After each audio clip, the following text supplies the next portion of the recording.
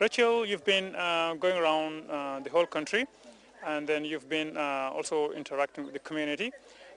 You've been sensitizing them on this PPM and SPM. Um, so do you think that the message has been well filtered down to this community?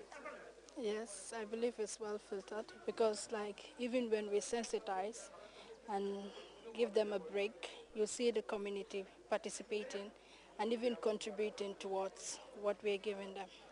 Yeah. So you've also this might be a pretty new idea to the community because they've been involved, though maybe monitoring of schools might not be very new to them because they must have been taking part in that.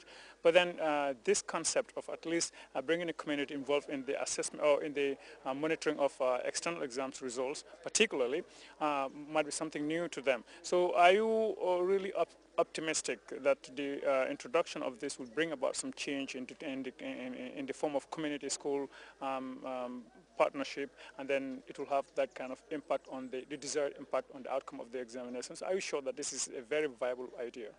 Yes, it is because as you said, community monitoring has been taking place. The only difference is introducing the community scorecard.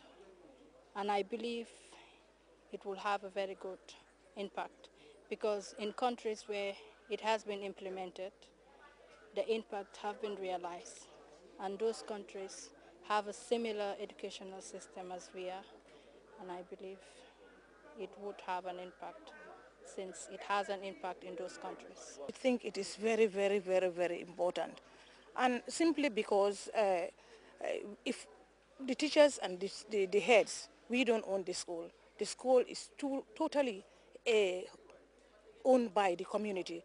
And if community is involved, community cannot be involved only in other areas and we forget about the performance. The performance is only the parents around and the community at large that can help in monitoring the performance. Yes. So they're looking at a range of issues, and they're looking at a school, a school's performance in contrast with other schools in the region, other schools in the district, and the nation at large. So. What do you think the community's role could be, and particularly when it comes to resource index?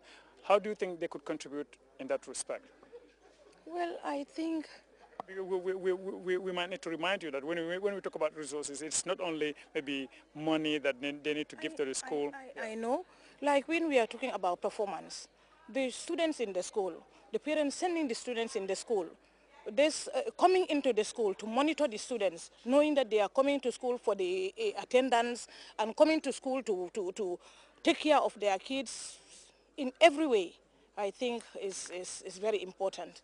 Because come to think of it, it's not the teachers alone that take care of the kids for to achieve what they want to, but at least with the involvement of the parents who will come to the school, monitor here and there, help the parents, because after all, the PTA in the schools are responsible for working with the teachers and the heads to get a better performance in the school. And also this is talking about the NAT and the Gabeke, the NAT and the Gabeke. And I think the participation of the community helps a lot.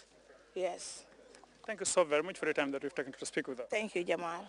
As a veteran educationist, for that matter, from the introduction, we really know that you've been in the system for quite some time, and then you must have gotten a lot of cumulative experience in the way our educational system operates. Now we are talking about kind of a community involvement in monitoring of performance of schools. What is your take on the idea that they're trying to sensitize the community on? My take would be positive because I could remember even when I was first given as a position of a headmaster, this is what I always advocate. You cannot get education in isolation. So the community involvement of the community is very vital. And that's one of my strategies. Because I remember I had a very difficult problem in a place called Japene, where you have two distinct alcalo in the same village. And I came there, I found a World Bank project. Now the unit that at that place, Master Congo decided that they were going to move out all these things and give it to another school. But the villagers, they could not compromise. But I was able to call the village, try to find out the history, and I begin to see the difference. Then I told them that now we are going to divide this village into 7 different parts. And each part I am giving you a day, and that particular day will be responsible for feeding and everything. Interestingly, Mr. Jamil, very interestingly, the response was you cannot imagine it. The first day I said group, Jamil is coming. We prepared everything for them on the ground. Within 1 week, over 4,000-5,000 blocks were manufactured. When they said, I said, no, I have been sent by the department at the school. At the initial stage, all meetings will be done in the school. Because I was also trying to safeguard myself. Because sometimes somebody will ask me, what prerogatives have you got to stage this thing at the Bantaba? Unlike as what we have discussed today. Now we have the prerogative so we can even go to the Bantaba and meet them. But in those olden days, it was not like that. So from there, I was able to get my own experience until I was able to write a small handout to show the real participation of parents or the community at large, that it is very vital. The school cannot live independent of the community. Because number one, the children, they are coming from the community. Anything that you need, like labor, any other thing, you have to use the community. If you are not willing to work with the community, you are not going anywhere. And the interesting side of it, sometimes you use the community. At the end of the day, you forget about the community. Like I said, the school garden, we said I need fencing. All the parents and the community would be willing to come in. But when it comes at the end of the day, they produce, parents don't know anything about it. So that's what I have discovered. When I discover that, I make sure that produce, whatever is collected, we pack it up to a period. Then I will invite the community, all the entire the catchment area. They will come that whole day. We'll make it a school open day, enjoying with the parents here, and then the children are here, and other community members are also here, and then they see what improvements and what developments the children are going within the school. And then I was able to entice the whole community. If I say A, they are saying B. Anytime I call, they are in attendance.